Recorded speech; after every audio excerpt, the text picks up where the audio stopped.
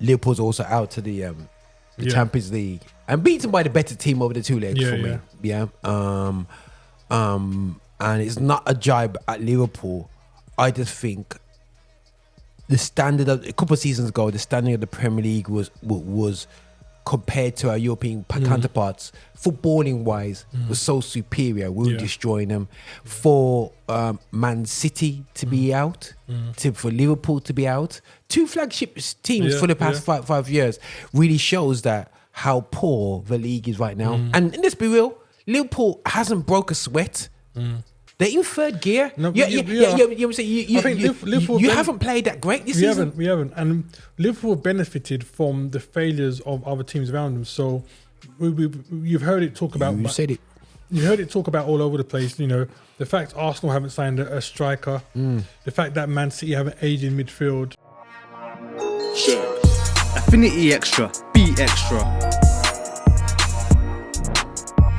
The views and opinions expressed in this podcast are personal and do not necessarily represent the views of Affinity Xtra. Yeah, people, it's Roger Moore here on Affinity Xtra, celebrating cosmetics like origin. I'm on here alongside Marx, and we're going to talk. No tech talk today. It is talk of football talk on the RVM show. Football, soccer. We're going to talk about soccer. You know what I'm saying? Soccer. And on a quick side note, I have to say, basketball is getting a bit tasty. I'm actually slowly getting into the NBA, and I think it's quite tasty. I still can't get into American football. I'm trying to, guys, to expand my knowledge, but I just I'll always get to the halftime performance, and I get there and I'm thinking, I'll watch it in the morning. Them one there. You know what I'm saying? So I can't really get into it too tough, man. But either way, going back to soccer, football itself, what's happening so far? We're getting to the business end of the season right now. So we are basically the last mile of the way. We're not going to play that track. Anyway, so there's a couple of tracks actually. I can do a church track and a non-church track for that anyway. So yeah, but I just clicked in it, and as the day we're recording, there's Real Madrid versus Arsenal in women's. That's interesting. Champions League. Okay. Yeah. I think they're trying to do the girl version before they go into the man version anyway. So yeah, and that's in the quarterfinals of the Champions League. So big up to the women's football. I'm still trying to. I do watch it, but I still struggle with the pace of it. I don't watch women's football. I might get gunned in the comments for that. I just don't find it entertaining, physical, or anything like that enough for me. That's just me, personal preference. If you do, all power to you. But I don't spend any time whatsoever. I can't tell you the names of footballers apart from those which maybe do punditry and match of the day. That's about as far as it goes. I really don't know at all about the women's football. So you want to talk about that? I'll just let you take the lead. No, I'm not going. I know about Reece James' sister. That's what I call her. She's decent baller still. She's decent baller. She's very decent baller anyway still, yeah. And so on. But either way, we're not going to go into women's football, by the way. Let's have a look at football. Let's take a look at the tables. So far, guys, let's talk about... Okay, we can't do the tables. We have to deal with... We're in international week right now as we're recording this. And so we don't really care about international football. You know what I'm saying? So let's just march that across the side. But have a look at the first final of the season, which was Liverpool versus Newcastle. It's taken Newcastle 70 years. That's a long time, bro. Do you know what? I didn't even realise it was that long until match day, listening to the pundits, and I didn't realise it had been that long for Newcastle, because you always associate Newcastle with top players like Shearer, Asprilla, Kevin Keegan, Janola. Yeah, man. So you in your head you just assume they must have won something. They won something along the way because they got a big baller team. Yeah. And when they said to me, I'm like, wow, seriously? Because I'm even thinking of some of the massive games. The thing is, United and Liverpool have always been considered to be the rivals. But we've always had some crazy games with Newcastle. I'm talking about 3-3s at Collymore, man. Stan Collymore, man. You know, with John Barnes, left him. Yeah, that was the game. That's It does say, so it's always been a battle with Newcastle. So it was kind of fitting that it was a final with us again after so long. Fitting, but you know. at the end of the day, it's like... Did Liverpool turn up to the final? No, I don't think they did. I think... Did you miss Trent Arnold? So I'm going to draw you.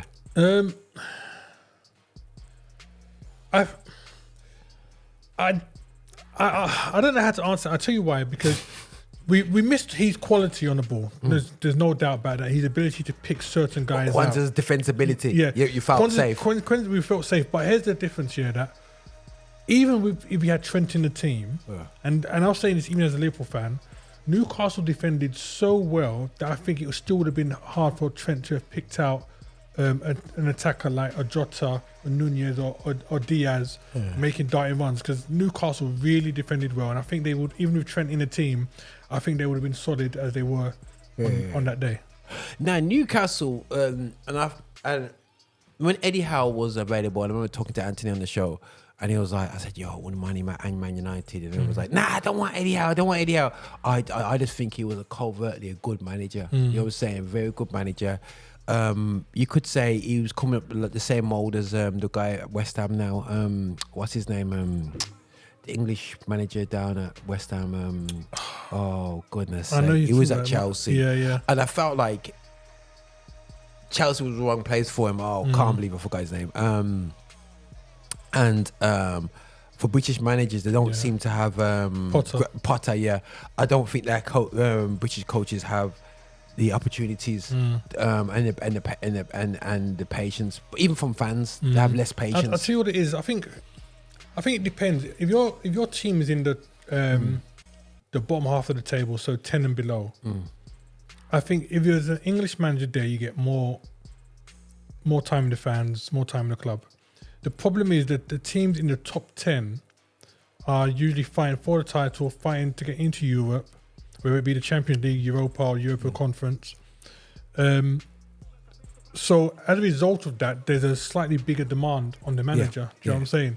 And when you look at it, in terms of the teams which have got themselves into the Champions League, which have got themselves into Europa, most of the time their manager hasn't been an English manager. It's been a foreign manager. Do you understand? And I just think, like literally, if you're in the top 10 thing, most times you're fighting to get into some kind of European competition. Because I think the last European spot is about 8th, isn't it? Because you got the Champions League, which is like top 3 or 4. Then you got the Europa, then you got Europa Conference. So there's a lot more to fight for in the top 10. So I think that's what it is. But I think underneath that, when you look at the clubs which are there now, with the English managers, I think they give them some time. Even if they're clubs in the relegation zone, a lot of the time they give them like till lastminute.com before they think about letting them go. Especially if they know the manager's a good manager. They've just been unfortunate, which, for example, like the Ipswich manager, I think Ipswich played some brilliant football this year.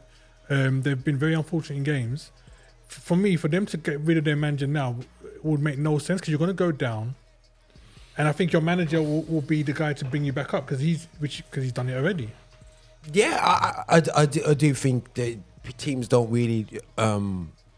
If you don't have the weapons and you're using inferior weapons, you always will be struggling. You know what I'm saying? So you got to have a long-term plan, with managers, which don't always happen. You know what I'm saying? So, 100%. And I think, like I said, going back to Eddie Howe, he did a fantastic job.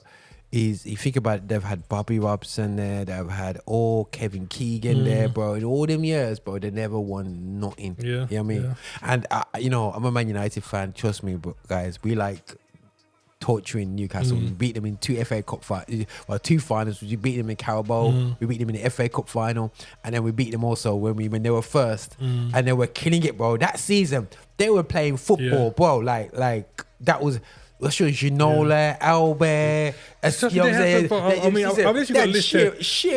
They had Norberto Solano, like I said, Ginola, Jackie Milburn, Paul Gascoigne, Kevin Keegan, Les Ferdinand, Andy Cole. Bro, that was a team, man. I'm saying they've had ballers and players on the team. Chris Waddle. Yeah. So you just look at the Newcastle history and you think, Carroll. 70 years. Have it been that long? Let's not put Andy Carroll into this. You can't mention his name in the ones I just mentioned. That doesn't say he's not a decent player, yeah, right, but he's not a legend at Newcastle. He's a player that had a couple good games, a lot of injured games. I'll just leave it at that. Andy Cowie, he said. He said he's the best hairstyle, bro. But they've had some ballers there. I remember when they got back in the day, the Brazilian. Oh goodness sake, this is back in the 90s. Is it Green? Oh, not Green. Merendinier, Brazilian for them.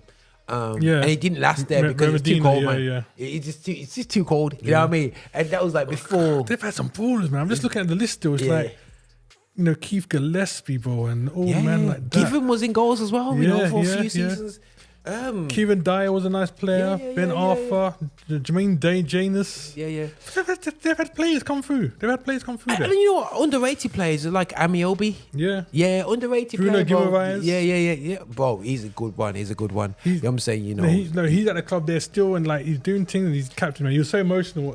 He's barley, man. He's barley. Yeah, he almost messed it up for them because he did that pirouette rubbish in the middle and got tackled, and Liverpool going ahead and scored. So. He was trying to do a Brazilian thing and totally messed up in the middle, bro. Keep it simple, man. You know what I'm saying? Right there still. Newcastle, well done. I don't think he deserved it because of your history. I think he deserved it because of what he did on the day. You know what I'm saying? I'll give him their flowers as well, man. Because I think on the day, Liverpool fan or not, Newcastle were a better team. Yeah. I think they defended better than we did. Yeah. Their decisions, I mean, we've talked about this outside of this countless times. The whole thing of McAllister on Burns, McAllister's what, 5'6", 5'7", on Dan Burns, which is like 6'5", makes no sense. Absolutely no sense. So, and then obviously you got man like Isaac, like I said, Guimaraes. They got ballers. And to be fair, Newcastle, with the team that they've got now, you probably would expect them to be in the top 4 of the league. They play better football than we did on the day. Liverpool fell off. I've heard 101 reasons from various Liverpool fans as to why this has happened. The PSG game. I think all in all, regardless, the fact is Newcastle played better. Liverpool didn't turn up. Even if Liverpool turned up, I still think it would have been a very close game because Newcastle actually played that good. So Liverpool played good. Didn't play good. Yeah, great. Fantastic. But Liverpool's also out to the Champions League and beaten by the better team over the two legs for me. Yeah. And it's not a jibe at Liverpool. I just think the standard of a couple of seasons ago, the standard of the Premier League was compared to our European counterparts, footballing wise, was so superior. We were destroying them.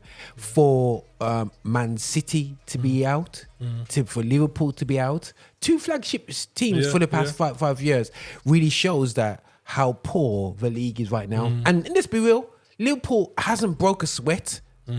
They're in third gear. No, you haven't played that great this season. We haven't. And Liverpool benefited from the failures of other teams around them. So you've heard it talk about. You said it. You heard it talk about all over the place. The fact Arsenal haven't signed a striker. The fact that Man City haven't aged in midfield. There's so many different things. The fact that Man United's dead. Yeah, well, they weren't in it for the past few seasons anyway. So I'm not counting them. Listen, when.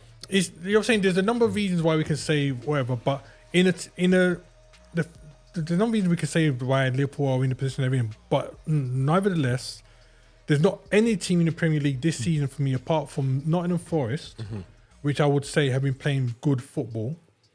And when you look at it like that, you still have to give props to Liverpool because even when they've not been playing well, they managed to get the results to the point that they're now 12 points ahead. So for you not to be playing well and still be 12 points ahead is a testament to how well the team are playing together. Also, but the thing is, things like Chelsea was in for the fight and then flopped at Christmas. They were in, bro. They were absolutely in there. You know what I'm saying? Chelsea remind me, when you get them balloons and you blow air in them, but when you put too much air, they pop. They blew too much air too quickly and they popped and they can't go back up now, man. They're just it's absolutely incredible. Man City looks like a good team and bad team, and good team, bad team. I think they've been told by the FA, if we don't want to charge you, just play dead for a season. play dead for a season, because if you win another title, we'd have to fine you. So we don't want to put 150 charges against you. Just play dead. They must be playing dead by purpose, bro, because there's no way they could drop off like this, bro. You know what I'm saying? Absolutely dropped off. See, if I was Man City, right, I would have just done what Everton and Forest did. Just admit to what they did, take your licking, and come back. Do you know what I'm saying? But their licks would be so bad, bro. They would end up in Division 3. And that's the thing is, even if their licks just meant that they was going to be at the bottom of the table, I suppose it couldn't happen this season, because the way Man City been playing, if they received that this season, they probably would have still been relegated, because the team haven't been playing well enough to say they could fight back. Yeah. Because like when Everton had their 9 points deducted or whatever it was, they still managed to work themselves up the table away from that, so they will stay out of the zone. But yeah, I think what Man City would receive and how they're playing. If they got 25 points off them, well, saying it, bro, you got 17 points of Ipswich, and they're 49 points. They're 48 points. So let's be real, they would have to knock 30 points off them, bro. You know what I'm saying? More than 30. That's unprecedented, man. You know what I'm saying? So I'm looking at least 25 points going off them. You know what I'm saying, bro? And they'll be right down there still. Yeah, no Europe, and because Man City's got no shazam about them, players don't want to stay at a team that don't want to go in Europe. I think Pep is worrying right now, because he just looks like he's clueless right now. I think Pep did a good. I think if City hadn't been as bad this season, Pep would have been leaving at the end of this season. Yeah. But I think he's looking at it now. It's destroyed his legacy. Yeah, he can't leave City the way they are. Even if he comes back next season and he doesn't win it, but if they challenge and look good, he can leave saying that he did a thing. So I think literally now his hands are kind of tied. Unless he wants to be bad man, he's literally having to say, you know what, I've got to stay another season, rebuild the squad, get the players in, go again. And even if we finish second or third, but we look like we were in it all the way through the end, I can leave knowing that I've given this club something. Oh yeah, 100%. Big up to you know, for me, so like for me, when it comes to Man City, bro, you know, just Pep's done a good job. He's done a good job. He can't.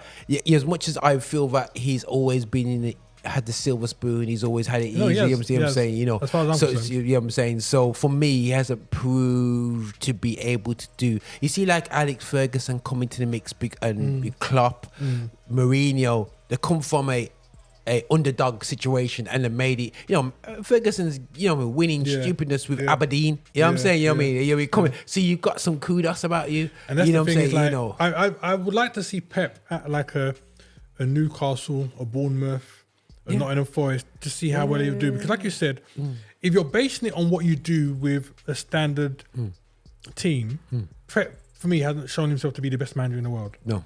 I would have to give that to Ferguson, and then I'd be looking at people like Mourinho, Klopp. People which have come in. They look at their team. Especially someone like Klopp and Ferguson.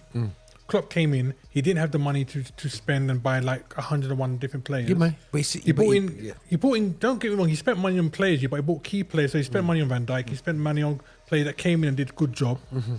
And same thing with Ferguson. I mean, okay, Ferguson before the gigs and them ever was about to be sacked by United. Yeah. He got a bit lucky in terms of them man came through at the time. I watched that game. But Mark Robbins. We're still forgetting that even though he got a bit lucky when they came through, they still came through as an age where they were not superstars, where they were not like household names. Yeah, no, they weren't. So he still had to develop them, bring them through, get them working together, and that's why for me he's still one of the best managers ever. But for Pep, like I said, I would love to see him at like a Forest, Bournemouth. See what he can do, and then like if he does the same thing, I'll say But right now you bought every league you've been in. As far as I'm concerned. No, 100%. 100%, bro. Like anybody can go to Bayern Munich and do things though, but let's not go there. But right, so Liverpool's Liverpool, guys. Arsenal, as you said, just never bought. You can't win a league without a striker. No. They never had a striker anyway. So to lose both their strikers that are not strikers is just a killer thing. And you're playing a non-attacking midfield up front. It's like there's only you can get away with it for one game, but the next game you get found out. You know what I mean? So you will get found out. Because this is the thing. Is like when you see you're at a club and you're training, you've got training is split into different. You got your general team training, so the fitness, all that things like conditioning and this and the other, passing, blah blah blah, that you do together. Then you got the individual training. So goalkeepers will do individual training with goalkeeper coaches. You'll have people there which can help with the attack and the striking and all this kind of stuff. Yeah. So the strikers will be learning and developing to score goals. You know what I'm saying? The defenders will be learning and developing to defend in the individual training. People like Mourinho, that Arsenal playing up front and whatnot, essentially they've been developed as midfielders. Do you know what I'm saying? So that striker's mentality of when you're seeing you in front of goal, as far as he's concerned, he's got one option. I need to try and get this ball past the keeper. Yeah. A striker will think of 5-6 options because he knows different ways now he can finish this goal. Do you know what I'm saying? Whether he goes around the keeper, whether he chips it just where the keeper's about to go down on the ground, try and put it for keeper, all different things. And I think that's what makes it different. Even down to positioning, a striker will know to hold on to that line and make a run at the last moment to get his head onto it. Where a midfielder will more likely to fall back. Yeah, fall back. And do the passing around, try and run into things. But he hasn't got that striker's edge. And that's the problem for Arsenal is that when you haven't got that up top, you're going to always be lacking something. You're not going to catch. You're not going to lock down Liverpool. And the thing is, it's a way you can get away with it to a certain degree because I'm looking at Liverpool. Liverpool, we've got two strikers in terms of Jota and Nunez. Everyone knows about Nunez. I don't even need to mention about him in terms of goaling. Jota is always out injured. So most of our goals have come from Salah, which plays out wide. Yeah. And if you're Arsenal, then that would be your Saka. You know what I'm saying? If you're United, I suppose, I don't know who it is for United now, but it'd be Darlow. It was.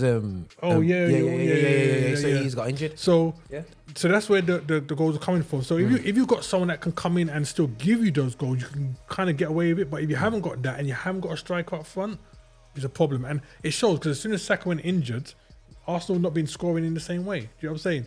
So they need a striker. And no one says you need to buy the best striker in the world or anything like that. You just need somebody with a striker mentality. Even if he only gets you 15 goals in a season, that still helps the team out a massive way. Do you know what I'm saying? He knows to run onto the ball, what time to be in the area. Yeah. And that's why every team needs to have at least two strikers.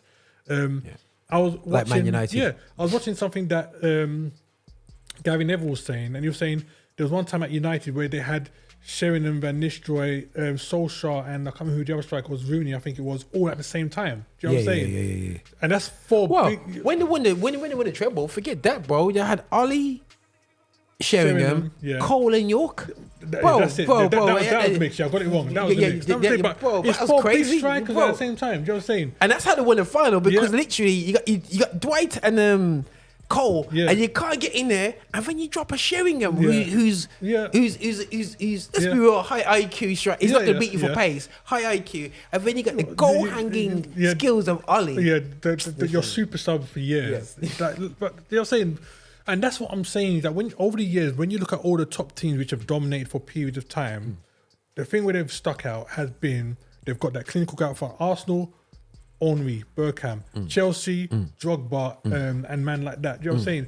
The top teams always had, even Liverpool, even when we weren't winning the title, when we were challenging, we had Owen, Torres. So you see, like Alvarez, it's like I think a bad sell for them was Alvarez. Who's City? Yeah.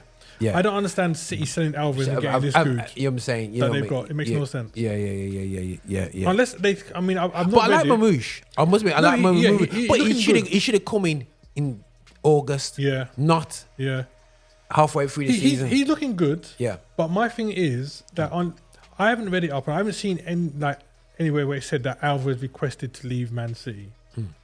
So I'm just assuming it's a normal transfer. Teams come in for it and pep them and go. If you're gonna, there's nothing that I can see that Alvarez was bringing to the team that Mamouche is doing differently. So it kind of feels like a like for like. And yeah, like you said, I think Mamouche got a bit more, for me, a bit more dribbability, a bit more flair to him. Yeah. Maybe. You know what I'm saying? You're saying, but I think Alvarez works a lot harder. You know what I'm saying? Alvarez is perfect for Atletico Madrid. You know what I'm saying? But Mamouche is nice, and I think as a backup striker, because he's always going to be a backup striker to Haaland, I can't see Pep playing them together. What, Mamouche? Yeah. No, I can see it. You can see it? Yeah. I don't. Well, maybe. I can see it. I think he's gonna. I think that Kevin De Bruyne. vibe, Kevin De Bruyne and Haaland. Yeah. I think they're really looking for Moosh to really fit that mold. Yeah, because the way he goes, he's different to Kevin De Bruyne, but he's got a bit more fitness. Than Kevin De Bruyne. So he's a nice player. It'll be interesting to see. Luckily, he's come midway through the season. It'll be nice to see what he does with his first full season, and just also how much time that he gets given. I would hate for Pep to have brought him and for him to be like a Grealish, which gets a game every blue moon, or not get hardly any games at all. Like, what's that midfielder that they had? That English midfielder, Phillips. Yeah. Yeah. So it would be interesting to see how Pep uses him. I mean, the defender they're throwing him straight into it. The defender. That's struggling. Yeah. He's struggling, but I think it's the pace of the thing. But he did well in their last game.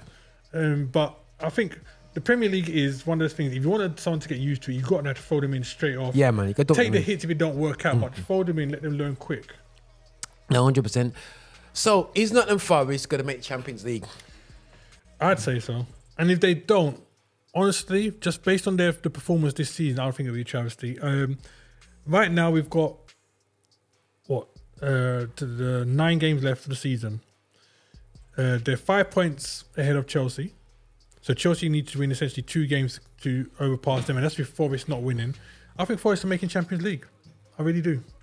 And that's can you see Chelsea and Man City pushing them out? On Forest's current form, no. But it can happen. It's mathematically, yeah. But Forest is playing better than both of them right now. Do you know what I'm saying? Yeah. As long as they keep winning, I mean, don't forget, and he's still got Newcastle to come into the mix as well. And like I said, don't forget, I've said there's 9 games in the season. Forest don't need to win 9 games. They need to be just win enough for it to be mathematically impossible for Chelsea and City to pass them. So really, they've got to win 5 games. They need to win 7 games. Because they're 5 points ahead of Chelsea, like I said. So that's basically just say 2 games. So they. I'll tell you who's got left. This will gauge it. Brighton away. That would be a hard game. Yep. I might give Brighton that. Man United at home. They'll win. You're rude, bro. Yeah, I'm just saying, bro. Villa away. Yeah, I'm saying Everton at home. Tottenham away. Anyone can beat Tottenham away or at home or away at home. Sorry, Uzi, but I have to say yeah, you're so straight. Then they got Brentford at home. Yeah. And then they got Crystal Palace away. They'll pick up points. And then the local derby, Nottingham Forest against Leicester. Yeah. And then last game is West Ham versus Nottingham Forest away. So, I mean, even if we look at the first 4 that you said, Man United, I just personally think Forest will take that. So let's say that's 3 points. Villa away, they could get a draw. So let's say a point. I reckon they'll beat Everton on their home grounds. I reckon they'll beat Tottenham away. Yeah. Brentford, like you said. I think they'll pick up enough points to win Champions League. And don't forget, Champions League is essentially top 4, really. Okay, Chelsea's got Brentford next, local derby at Brentford. Okay. They'll lose that. They'll lose that. They got Ipswich at home, and then they got Fulham away. Bro, that Chelsea's tripping up, bro. And then Everton at home, and then Liverpool at home, and then Newcastle away. Nah. They're not beating Newcastle away. They're not beating Liverpool at home. They're not beating Fulham away and not beating Brentford away. So I can't see them picking up there. So let's see what Man City's got. Man City, they got Man United. They got Leicester City, which is a bye. Let's give them the points now. Then they got Man United away, which is the local derby. I think United will take that. I just think. You think? Yeah, I think. United's a funny team. When the 2 teams you know they're always going to turn up for is Liverpool, Man City. Yeah. You know what I'm saying? And I reckon United will. And Arsenal. Yeah. I reckon United will take that one. They'll beat City. Man City will beat Leicester City. Man United will beat Man City though. And Man City's got. Then they got Crystal Palace. Crystal Palace is a tough game. They're playing good this season. I know. Everton are picking up points as well. They could drop points tough. there. Yeah, man. Villa. And then Villa. Yeah, they got Wolves. Yeah. The Wolves were fighting for their life at that stage. Yeah, I think. You know what I'm saying? And then Southampton. But the last 2 games is Southampton and Bournemouth. So Bournemouth will give them a good game. Yeah. But Bournemouth will be celebrating they will be already. I think they'll be on holiday. You know that stage of the season where you're not gonna get Champions League, the mid-table, enjoying life. That's what I think Bournemouth will be like anyway. Still, that's just me because the mid-table. You know what I mean? When you mid-table, got nothing. But they're playing ball. They're playing ball. They are playing ball. Like what? Like looking at this, man. You got 95 for Chelsea, then Man City, then Newcastle, Brighton, Fulham. Then you got Villa. You know what I'm saying? And there's only literally a few points between all this. Then you got Bournemouth. There's only a point behind Villa. And then you got Brentford, a couple points behind them. And Brentford's been doing good. Crystal Palace, they got some good results. And we're 2 points behind Crystal Palace. And the joke is, we were behind Tottenham after they beat us. And then now we're above Tottenham. My goodness. And Everton, even Everton's only 3 points behind us. Yeah, my only fear for United is that whoever you guys play, you're not scoring enough. Because if you look at let's just look at the top 15 teams. I think you just United and Everton, which are on minus goal difference. You know, United got -3. You know what I'm saying? Yeah. And Aston Villa's a -4, you know? Huh? Aston Villa's a -4. Oh, yeah, I didn't see that. Yeah, -4 Aston Villa. But okay.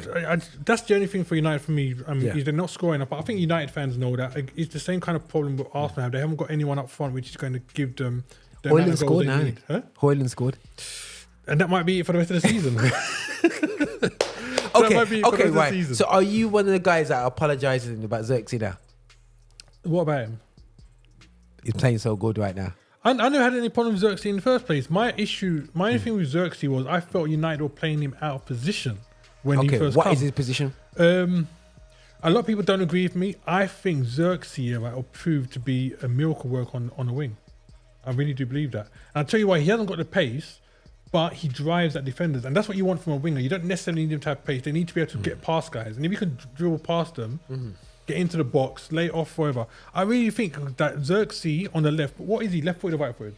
He's right footed. Yeah, so coming in from the left hand side. Like a gap code type. Yeah, coming in from the left hand side. Yeah, I think he's number 10. I don't know. I think he's number 10, but he's a nice player.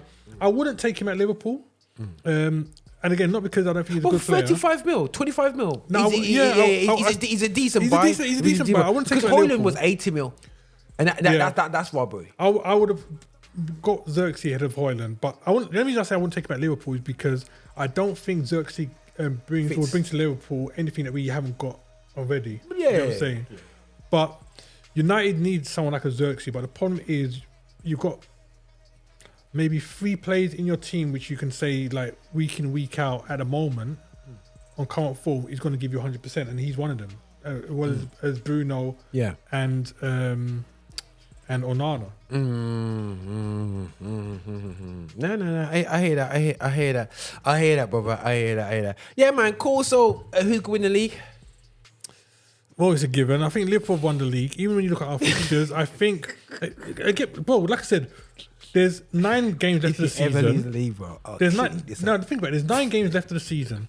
Out of those 9 games here, right, Liverpool only need to win 5.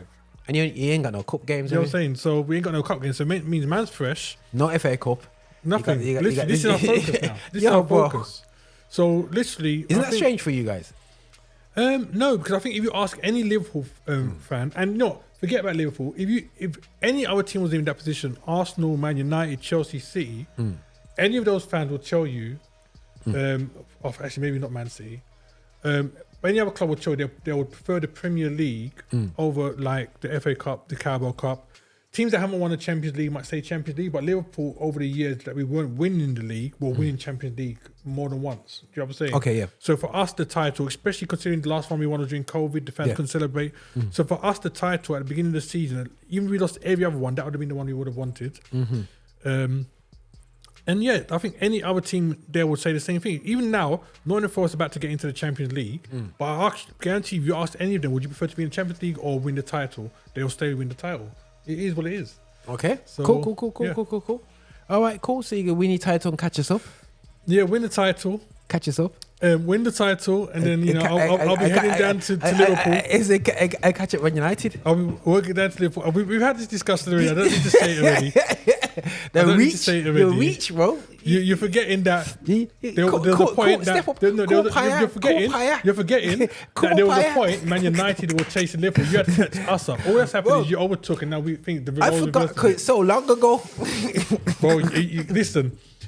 Right now, United are on the same path Liverpool on. How many years has it been? It's been over 10 years since you won, bro. It said these guys trying to prophesy doom, man. It's been over 10 years since you won. You're on the path to go to what Liverpool. We've got a new stadium, bro, coming. You got us, like, we're going to be after Everton. Everton's got a better stadium. You can't get your players to play in your current stadium, right? They're going to be overwhelmed in your new stadium. Listen, guys, let's put the local rivalry aside. Let's look at the Champions League, but we're both not in. You know what I'm saying? And look at national European vibes. Okay, Champions League. You got Arsenal versus Real Madrid. Who's going to win that? Real Madrid. Okay. Arsenal just doesn't. You can't go in that game without no striker, innit? You can't go against Real Madrid with no strikers. Vinny and all their men will kill you. They're gonna kill them. And the thing is, I don't know how long Saka's out for. Yeah. Odegaard is not playing like the Odegaard that had to play at the start of the season. Yeah. You go in a team with Vinny, Bellingham, Rodrigo, Mbappe, and listen, don't disrespect to Arsenal. Don't disrespect to Arsenal. I think they'll go in there. They'll give a good account of themselves. Yeah, but at the end of the day, I just think that Real Madrid are going to have too much. I'm not going to say Arsenal are going to go play Real Madrid and take a 4-5-0. I just think that overall, over both legs, Real Madrid are going to have too much for them. I think this is where it ends for Arsenal. The problem is that this is where it ends for Arsenal, and they've got nothing. They're not in any of the cups, are they? Are they still in any of the cups? No. I don't think they are. If they're not in any cups, then that's it. That's their season number. That's what I'm saying. Possession, nothing again. Yeah. Bro, a yard man would be screwed. Bro, it's a weird one. I take the alt. I would like to see Aston Villa go through, but again, based on who they've got, they're not going to. Well, we'll get to that anyway still, yeah. Right, so Arsenal versus Real Madrid, which is 8th of April. My sister's birthday, actually. 8th of April, you're going for Real Madrid to cook. Yeah. Bayern Munich versus Inter Milan. That one's a tougher one. I think Bayern Munich. I feel Bayern as well. Yeah, I think Bayern got more weapons. They're getting on with business now. Yeah. Kane is like having the season of his life over there. Yeah. I'll give it to Bayern, but it's going to be a tight one. I wouldn't be surprised if it's like a 1-1 draw in one leg and a 2-1. I think they'll cook them. They'll absolutely cook them. Yeah. I don't know. Inter are doing things, though. I think man. And the only thing is, it's Upamecano. No offense, my brother, but you're dead through, bro. I think Liverpool got the good one. There's Upamecano and Kaneta came through, and you got the good one, and Bayern got the wrong one. They must have watched wrong video and go, let's get no. Upamecano, no offense, they're going to make a mistake. Him and the other guy. Yeah. But I tell you what, I don't know how we got De Ligt, because De Ligt is far better than them two. Oh my goodness sake! Okay, right, guys. So you know what? You know what I'm saying? Okay. You know what? Let me say this. When De Ligt was at Juventus, I was looking at him and thinking, this guy is going to be a future star. Yeah. Right. I think De Ligt has just come to United at a time where United are not playing well, and as a result of that, it just makes it look like he's not playing well. I don't think it's because he's not a good defender. No, but I think he's a good defender. I think he's a good defender. But if your whole team's not playing well and you lose, it makes it bad reflection. But I'm saying he's good. Because any team loses, you always look at two things. You always look at the strikers, which are not scoring, the defenders, which are conceding. Do you know what I'm saying? And right now, or the goalkeeper. But I think everyone is okay to say Onana, even though a few mistakes. Overall, he's probably one of your best players right now. And again, United have made a vote for their own back, because again, same thing I said before. If you look at all the teams which have been successful, one of the things that has been a driving force is they have a solid centre-back pairing, which, every game, this is our centre-back pairing. I think United have changed their centre-back pairing, I don't know how many times this season already. You don't know who's going to be the back two from game to game. And that, I think, is going to be one of your biggest downfalls. Yeah, man. Until Liverpool started doing that was one of the things why we were conceding as much as we were, because every time it was Van Dijk and Matip and Kanate, and Joe Gomez. You know what I'm saying? It was ridiculous. Yeah. Choose two, bro. Yeah. Take a guy out when he's injured or like if he's not fit. Just choose two and leave him. Yeah, 100%. Okay, Barcelona or Borussia Dortmund? Barcelona. Barcelona's gonna fry them up like dumpling, man. That's a full English breakfast right there, bro. Or full Spanish breakfast. It's a black pudding on the side. Bro, trust me, that's Barcelona. Sorry, Dortmund. I love the team, bro, but Dortmund as basically look at the draws they got so far. Absolutely look at the draw, bro. You know, to get to where they get to right now. Look at the draw. So Barca, no left and right on that. No, that's Barca. Barca's just playing some ridiculous football right now. PSG, Aston Villa. It's going to be PSG. My heart would love to see Aston Villa do it. Solely because I'll tell you Not why. my heart. No, Aston Villa are playing some good football. I think their manager has done exactly what we were saying before. He's taken a team which isn't a fantastic team in terms of star players and made them solid. I would love to see Aston Villa. Really, I would love to see Aston Villa come out of this one, but PSG is just going to be too much for them. They're going to be too much. Yeah. So what we're staring at, I believe, if PSG win, they'll face. Is it Real Madrid or Arsenal? Yeah. Yeah. And then it'll be a case of us choosing between PSG and Real Madrid. Imagine Real Madrid Barca final. It could end up being that. It could literally end up being like El Clasico final. Yeah, bro.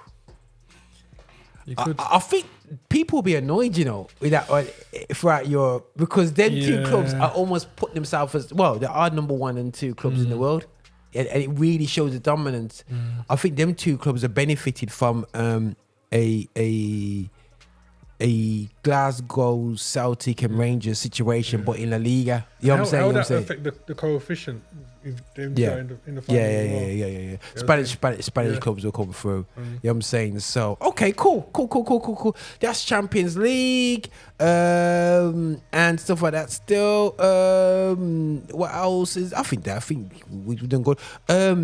Just we touched base about what teams kind of need. Man United, Man United needs. Forget it, man. They need to wake up. I think Man United is part of the cycle. I think I think you have to ground zero the situation. You know what I mean? I think you can't ground zero for Man United, but I think United can get on track with 3 players. Good players. Yeah, I think you need.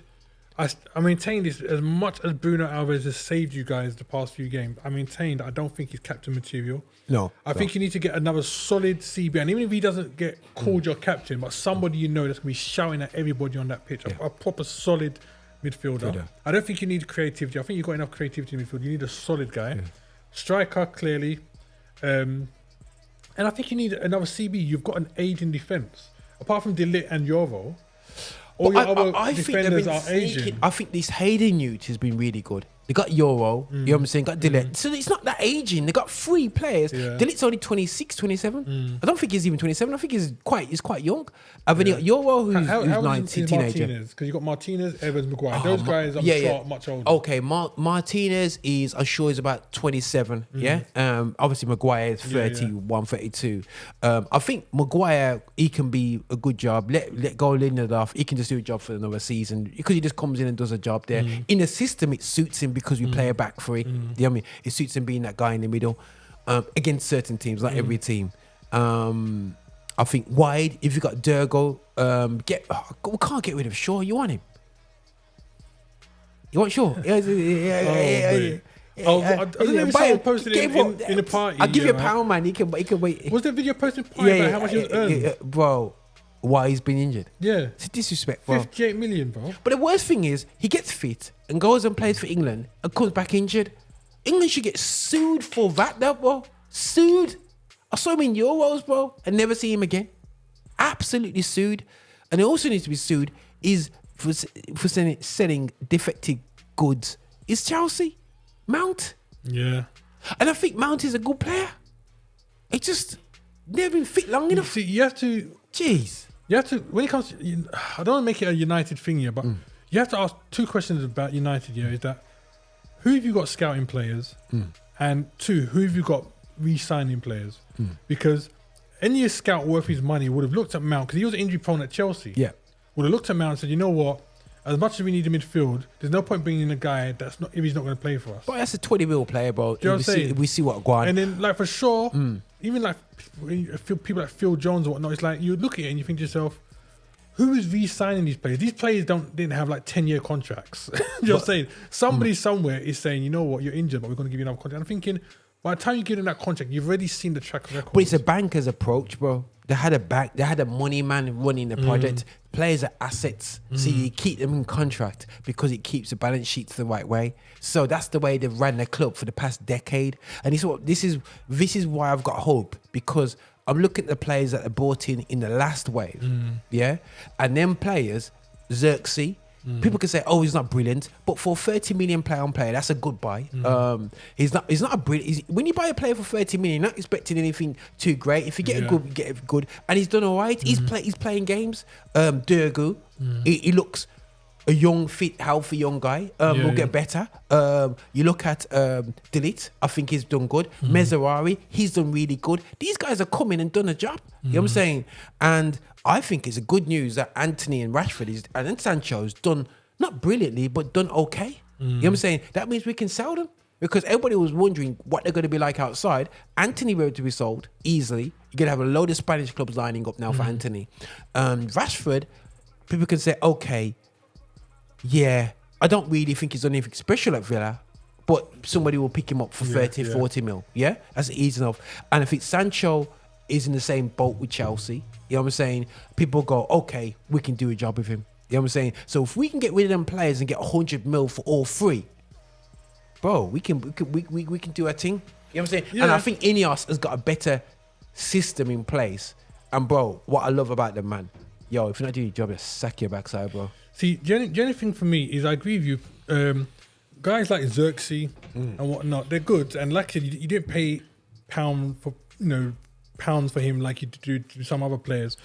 But like anything else, you have to compare to what other teams are doing. Yeah, right. So you bought Xerxes, what, 40 mil? How much was he? 35 mil. If not 30 mil, between 30. And like he's done a decent job. He ain't been spectacular. He's done a decent job. 35, yeah. But then you look at like what Liverpool spent on people like McAllister and Gravenberch, 40 mil, 42 mil. We see what they're doing here, right? And it's, for me, it's miles above what. But Gravenberch, admittedly, wasn't really utilised till this season. You know what I'm saying? So you got, when you buy a player for a lower price, they have that leeway to settle. So you could see Xerxes. You could see that you gotta give him that settling time. But the problem is when you buy a player like for Anthony's money, spending 80 mil, you gotta come in and just do the business. And Mbappe money, you have to go in there getting paid big money, $1 million a week or whatever stupidness is getting paid. He has to be doing the business. He can't come in there, bro. When Mbappe went into Real Madrid, bro, they're not expecting, not giving him a season. No. Bro, it's called deliver. And that's the thing. And that's why what gets my nerves about Núñez. We spent 85 mil on him. That's a bro. Okay. Who's worse, Núñez or Cowell? When we bought Núñez, the problem is we knew that Liverpool were buying to play him as a striker. Klopp bought in Núñez, right? After seeing what Núñez did to Liverpool in the Champions League. And during that time, he was playing on the left. Yeah. You understand? And I've always said, if you're going to sign a player, because you look at him and you think, this player is good, they're good based on what they're doing currently for their club. Yeah. So if Núñez was banging things up, and I've been saying it, Núñez is great on the left, because when Núñez comes on, he may not score goals, but this guy runs for all the time that he's on. He's meaty, he can get past players, he don't mind running past players. That side of him, I love him for Liverpool, and that side I think is probably worth about 60 mil. The other 25 mil is the goals, and we're not getting that from him. You know what I'm saying? And like you said, when you see you're spending 85 mil or whatever it is on a player, you don't get a season. You've got to come in on and land on your feet and start getting goals. If he was getting, even if it was 15 goals or even 10 goals from Núñez, I'd be happy, bro. How many goals he scored? I don't know how many he scored. I think like the goal he scored recently was his first goal for the club this season. Jeez. Whoa, so that's what I'm saying. So for 85 mil, you need to give us at least 10 goals. Well, we're in the same situation with Højlund. And if you're not giving us 10 goals, you need to give us at least 10, 15 assists. At least if you're not scoring, provide the goals. You know what I'm saying? But we're not getting He's that. better than Højlund, though. Oh yeah, I'll take him off Højlund. Yeah. Because I think his work rate is high. I mean, a lot of people like were talking about the front three of Liverpool, the Mane, Firmino, and Salah. Those goals are predominantly coming from Salah and Mane. Firmino got a few goals, yeah, but he wasn't getting more than 20 goals a season. No. But his work rate, in that position allowed the other two to do whatever. And like I said, if Núñez is doing that, which to a certain degree he's working hard, but I don't think he's creating enough assists, and he's definitely getting more than enough chances. He's overthinking. He's overthinking shots, man. That's why I didn't want him to take the penalty in the. Oh, but you because he but Donnarumma, I tell you what, bro, they're massive, bro. Man's like taking the goals. I don't know if you watch Reacher. Yeah. Massive. You know that big guy Reacher. In come like that big guy Reacher, you're like going, oh my gosh, I gotta hit corners, man, and he's nervous. The thing is, like, the reason I didn't want Núñez to take the penalty is because, like, he's an overthinker. He's an overthinker, and he's always looking to do something more than he needs to do. Because I thought to myself, I can see Núñez being that guy. He's gonna get a penalty, and he's gonna come and try and do Pachenko or one of them kind of nonsense goals, rather than just put your foot through it. I think even the way he shot, you could tell he was just trying to tuck. And I'm thinking, well, the best thing you could have done is put as much power through that thing, so that even when the keeper dives, the ball's already gone past him. Yeah. Like Rudiger. So I knew he was going to be. I knew it. It's like you could have put Harvey. You could have put Alisson on the penalty, bro. Yeah, right. And I would have given them more chance. I just knew this was going to miss, bro. I called it. Yeah, man. I've been calling it. I'm telling you guys. I'm giving you lottery numbers. I've been calling games for the past 4 or 5. Weeks, I've been seeing what's going to be coming before it happens. Yeah, man. Now, I think, at United, I think, like you said, strikers is going to be a problem. The problem is who do we let go of for that to come in? And I think he would have to let go of. No one's going to buy Højlund. Not now. Yeah, you can't resell him for any value. I think he'll keep Xerxes and Højlund into next season. And like I said, if we can sell Sancho, Rashford, and Anthony, bring in another flexible person, like a Gapco type person in, who can play up front and can play wing play. You know what I'm saying? Here's the thing for me, though, for United, is that there was that time before Bellingham went to Real Madrid, where Liverpool were talking about bringing him over, and then we knew we would have to pay probably back close to 150 to 180 mil for him, right? And then United started saying, or rumours that United will start being interested in Bellingham as well. My thing is this: if United were generally interested in Bellingham at the price that they were saying, so let's say United then now have 180 mil to spend.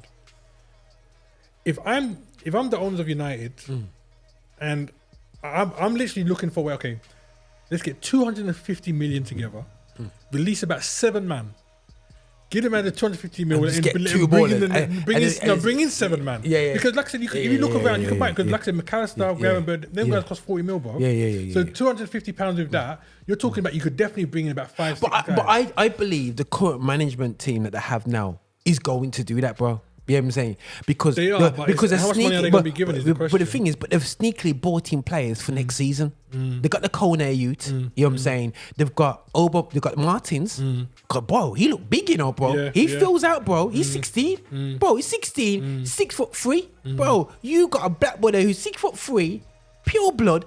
Bro, and he's learning at Man United, and he was at Arsenal as well, bro. And he's been breaking records, same way that Sterling was breaking records for Liverpool in the EU system. I think he was breaking more records than Sterling. That's how good he is. Bro, so if he does come through and do a thing, they might be saying, you know what? This is the scary thing of United. The sneaky buys that they got, that Hayden youth looks better than Euro, and they bought him for 2 mil.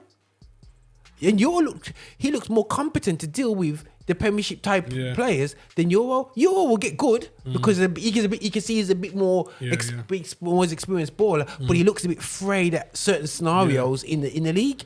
But they got and Euro's kind of slim. The other guy's a bit more meaty. You know what I'm saying? Euro's kind of slim. I feel like he's only 18, bro. Yeah, but you can tell Yo, you can tell, man, and jollof rice and that you there still, man. Man's So been jollof having rice that- and that peas and cool chicken. meal, Yeah, man. cook food, man. Even cook food, man. You know what I mean? You know what I mean? You all look like him, Yeah. had too much croissants, you know, the one there still, man. What about Chelsea? Because we mentioned earlier that Chelsea came out the season banging. I think Chelsea, I don't know what they need. I really don't know what they need because, you know, when the new owners came, they were snatching up everybody. They got Liverpool's business, taking Labour and Caicedo, right? Yeah. Snatching up man from everywhere so nobody could get no one. And they started It's off. flopped. Yeah, It's flopped. They It's started flopped. off well, but it's But they haven't got a, and this is the problem with the Same new, as Arsenal, isn't right? The new age players, there's less leaders. Yeah, there's no leadership culture. Yeah, the teams are full of techers, bro. Techers, yeah. Techer So footballers. like Caicedo, great baller, but is he going to drive your team? They say that Enzo is a driver of your team, but a player who, for me, is stupid enough to put up a racially slur video on your social media, singing songs that are derogatory of black people. That's a stupid idiot. You know what I'm saying? So he can't lead men. Yeah. You know what I'm saying? A lead men is empathetic. Yeah. He stands up for your colleagues. But if you already... So for me, Enzo is their so-called captain. You know what I mean? And he's already proven that he can't lead men because of that action. Yeah. You know what I'm saying? So the thing is, what for me, leaders is have got- like you look at players nowadays. I feel they don't go into games with the mentality of we're taking 3 points. And what I mean by that is, like, I was listening to a podcast with Roy Keane, and even before the week came, Roy Keane had already picked out which man he's taking out. Do you know what I'm saying? He already, this guy I'm taking out. This guy's not going nowhere. I'm breaking his leg. I'm not saying you have to go to that level, but his mentality was no matter what, I'll make sure my team win. You know what I'm saying? And I think that mentality was there for the whole of the United team because Giggs thought like that, Scholesy thought like that, Rooney thought like that, Beckham, Ferdinand, Vidic. The list goes on. You know what I'm saying? These players nowadays, and I'm not talking about just at Chelsea, all the right across here, apart from maybe a couple teams where you see they've got some big man in there and you can tell that they're not on the thing there, maybe like the Forest and Bournemouth. Yeah. A lot of these players are more interested in how they look on TikTok, how they look on this, and when they turn up to games, how good they look in front of the 10,000, 15,000, or however much the crowd is, rather than saying, you know what, I'm coming and we're winning this game. And you can tell by the man divisions on the game because you watch like your team hasn't got the ball, but you're jogging or you're walking on the pitch. You're not trying to press. You're not trying to do this. And I know there's not one manager in the league right now that's not going to be teaching or training his team to press. So that means if I see you walking on the pitch and a guy's just like going past you and you're not even making an effort, you're not doing what you've been told in training. And I don't see any of the older guys doing that. It's all the guys which are like maybe 26 and below. Yeah. Them big man, like, I mean, you will never see a player like a Dan Burns doing that. Dan Burns is giving you 100% for the whole 90 minutes. If it goes to 120 minutes, he's giving you for the whole 120 minutes. Yeah. These kind of players, I think they're dying out. And it's a shame because we need that in order to see a lot of these teams doing a lot better. It's like sports in general, but I think like when you come to look at boxing, you're coming from a third world country or country where you have to struggle, or a background that's a struggle background. You tend to be the better boxer because you've had to fight life, and you know that if you don't do this, you're not going to eat. Bro. You know what I'm saying? I mean, there's a few Argentinian players which have come into the Premier League, and when you look at their history, people like Tevez, Aguero, blah blah, the areas they came from, bro. We're talking about that's the white ghetto right there, bro. Argentina was basically they tried to make a United States of America in South America with Argentina, and a lot of Europeans went down there as the thing, and it totally flopped. But where these guys come from, Bob? They come from an area where them men are hungry. So when you see, I mean, like a lot of people don't know, but when you go and check the history behind some of the scars that Tevez has on his body, like physical scars, gangster man, it's coming from that hard life, bro. A gangster You know what life, I'm bro.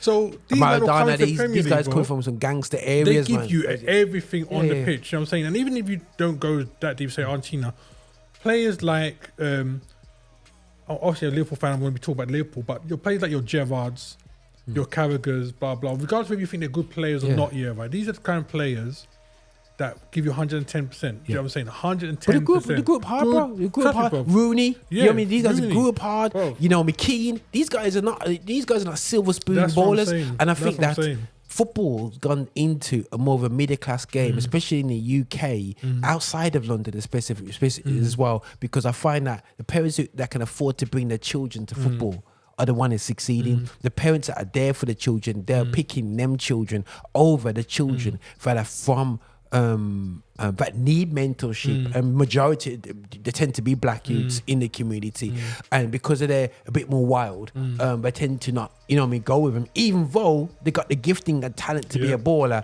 People might say, "Why are you flagging this up again? This racial thing or whatever." This or yeah, but these are a racial stroke class system when it comes to football now, where especially comes to women's football. Women's football is very classy because I'm afraid, don't be harsh, ain't no girls coming from the ends, bro, and going to go and play for Villa, bro. You have to pay. When my friend was paying to be in the Villa youth system, his daughter was in the Villa youth team, you know what I'm saying, and had to pay subs. Like, that makes sense. You know what I'm saying, so then all straight away you stopped a load of young girls coming through, and the majority of them are going to be of colour because of where they're coming from, and especially culturally. Women girls playing football. We're not gonna push that. You say women health, you don't push. You know what I'm saying? So, so for me, the whole system is like I said, the culture of young footballers, it's scary. Hence why in France they're just going to Africa and just picking up player after player after player after player after player, and then sell them to other European teams all day long. Belgium's doing the same thing. You know what I'm saying? And these guys are just picking up players from the African continent because they're like, you know what? You guys gotta work for me. You know what I'm saying? We'll train you up, refine you, and let you go. You know what I'm saying? And if we don't, people might listen in on us and thinking, these black guys, they're always talking about these things. Yeah. You don't have to take our word for it. Yeah. Arsene Wenger said the same thing. Yeah. Arsene Wenger said the same thing. Jose Mourinho said the same thing. You know what I'm saying? Yeah, man. So we're not saying anything that is not obvious and insight. If you know football and you research football and what's going on, you'll see it for yourself. We don't need to tell you.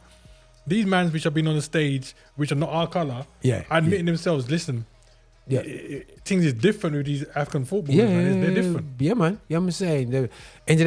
Guys, we were the best slaves. You made an industry out of us. So you made countries because of us. Because we're physically, you couldn't do it with other nations. You could physically do it with us, and you took it to another level. You know what I'm saying? And unfortunately, me and Marcus is a product of that system. I was just looking at some other news here as well, actually. It's like, so we mentioned Poch is saying that he would be interested in coming back to Tottenham one day. Apparently, he still talks to Daniel Levy. I don't know if that's a recent thing or like because they're looking at what's going on at the club now. But his final payoff, that's why. But you know what? So Sky have done a poll saying, Spurs fans, would you welcome a Pochettino return in the future? 73% have said yes. But right about now, if they said Terry Venables, bro, they say yes. You know what I'm saying? Harry Redknapp. 10% are not sure, 17% saying no. But that's an overwhelming amount. Like 73%, they should have never got rid of him in the first place. Like the guy was in so well, he had one bad season and then they got rid of the guy. And he was doing all right at Chelsea, Yeah, he was doing all right at Chelsea.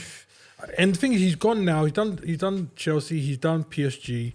I think if he was coming back to Tottenham now, I think he's coming back more experienced, with new ideas. We'll probably get them players playing. I don't know how long they're going to give Ange, but they could do worse than bringing Poch back if they were going to look at another manager. If they're going to get rid of Ange, get rid of him now.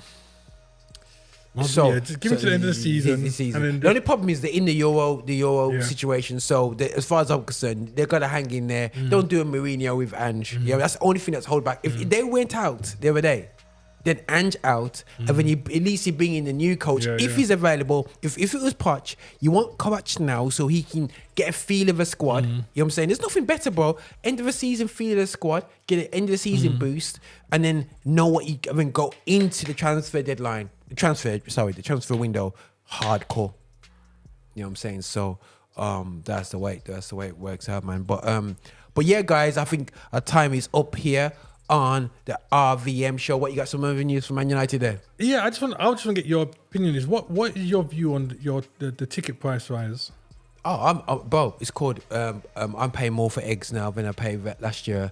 I pay more for bread than I did last year. I pay for everything more than I pay for now. And I'm sorry, business is business. I may say, just talking to somebody who doesn't buy a season ticket, but I think as fans, you guys got to realize that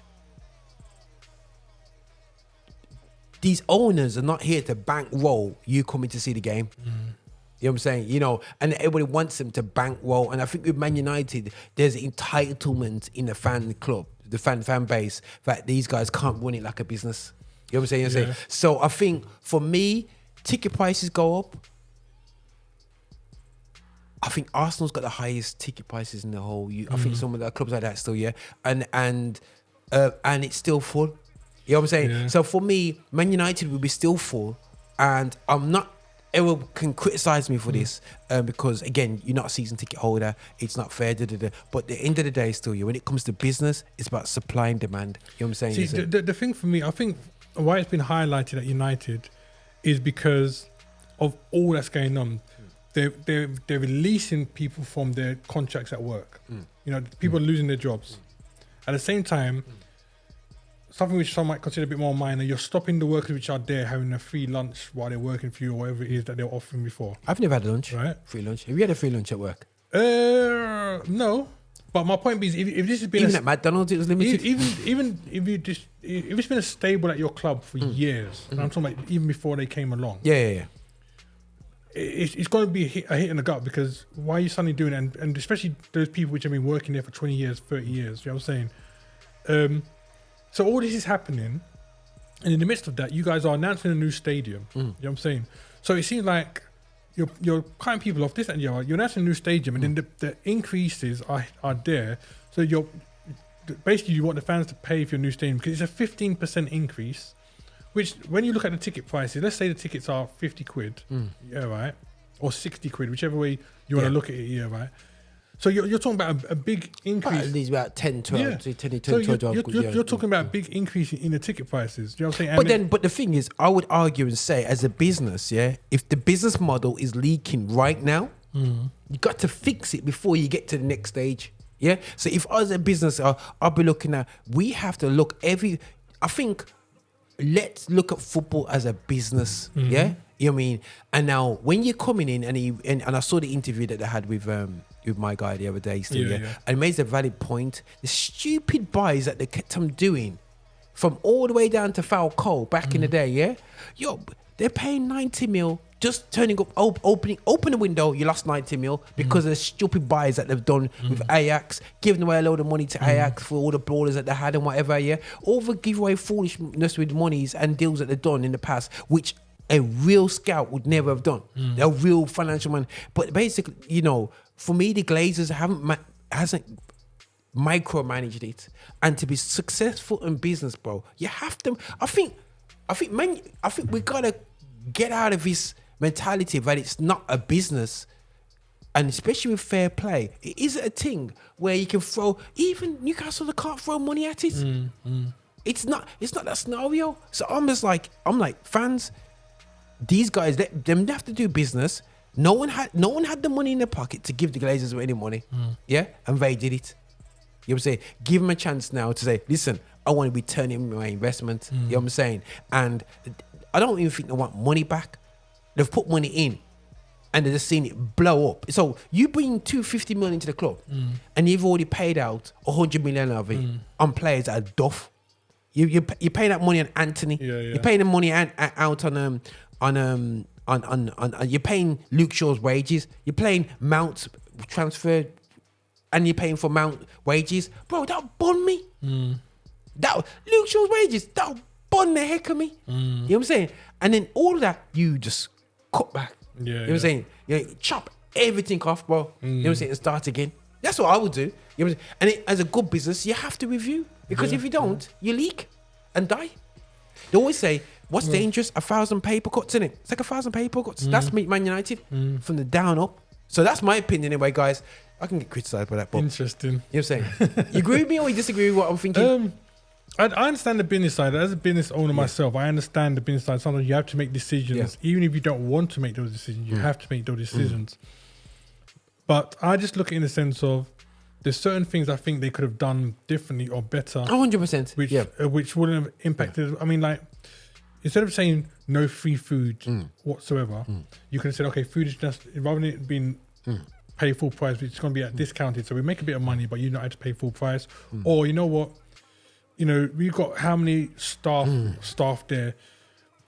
There's different ways you could have done it. But Gary Neville pointed out to a few ideas, and I think just because I feel that he never had a Gary Neville type person who knows who's in the club from. He didn't think of that, innit? You know what I'm saying? Yeah. So he turned around like, oh yeah, I didn't even think of that. You know what I'm saying? So the thing is, they're open, but the thing is just having the right personnel. Maybe that was a good interview for Gary Neville, and he might find himself on that board. You know what I'm saying? Because of his care. So I think that's something which you could see in his face that he's open to ideas. So I think that if you don't have in that circle of chair, they just got a bunch of new people. They're not looking at that side of things, and I think they may have missed a trick with that. And something that I believe that they will address. Ineos will address it. You know what I'm saying? So I'm not saying Ineos is perfect, but I tell you what, the rubbish that was going on there for the past decade has been trash. Either way, what's happening at United, I think is a project for a number of years. So it's just a case of watching to see how it turns out, I guess. Yeah, but you got to start again, man. Start getting get nervous over the other side. You know, the one that's still, when they get nervous on the, you know what I'm saying, on the Mersey, you know, the one that's still, Everton's got this new club, you know, Everton's got the new stadium, looking fresh, you know what I mean, ready for it. They look fresh. We're winning the title with our same old stadium. He said, you have to. We're winning the title with the same old stadium. You can't even leave your car outside Anfield, man, but you got Everton, you're parking in a 4-story car park, and you know what I mean, you go look a restaurant afterwards, right next to the centre, next to them. You know what I mean? So, won't the new Old Trafford look amazing when all the fans refuse to come to the games because the team's playing rubbish? Listen. Big stadium with no fans. That's said from a Liverpool fan, not a true fan. You know, I don't want to say, you know what I'm saying? Man, don't worry about that, man. But listen, guys, thanks for listening in. Marx, thanks again. And listen, guys, you know, we're just keeping it 100 here. And let's look forward to the season and let's hope that Liverpool trip up over the last few games. I'm going to Anfield, on the badge. Yo, Lord. When is the season end? May, innit? May is the last game. Bro, 3rd of May is the Gospel Festival. And I've got to go up to Liverpool. They're not going to celebrate it, are they? I don't know. But if you are, man, I'll link you and I'll celebrate with you. Kid last. Yo, people, over and out, man. Roger Moore Marx, man, and RVM Show. Nice, guys. What's going on, people? I'm DJ H. Make sure you check out all the stuff Affinity Xtra's got going on, man. We've got loads of content, loads of things coming out. Make sure you like, share, and subscribe to the channel, you know. Listen. Don't go anywhere, you know. Make sure you like, share, and subscribe. Subscribe is the main thing. Make sure you subscribe to the channel, like it, and share it with your brethren, yeah?